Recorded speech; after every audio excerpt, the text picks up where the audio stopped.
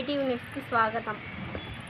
వెంకటగిరి నియోజకవర్గ ప్రజలందరికీ కూడా నా హృదయపూర్వక నమస్కారాలు తెలియజేస్తూ బీజేపీ, జనసేన, తెలుగుదేశం కూటమితో రేపు నామినేషన్ వేస్తున్నాము.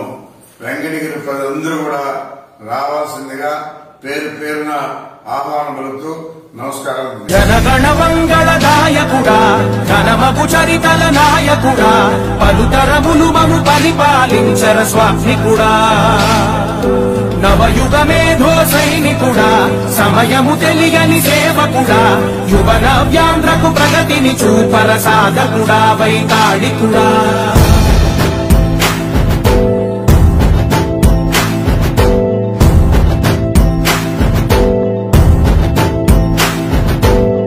ప్రతి ఇల్లు నిన్నే నిన్నే పిలిచింది,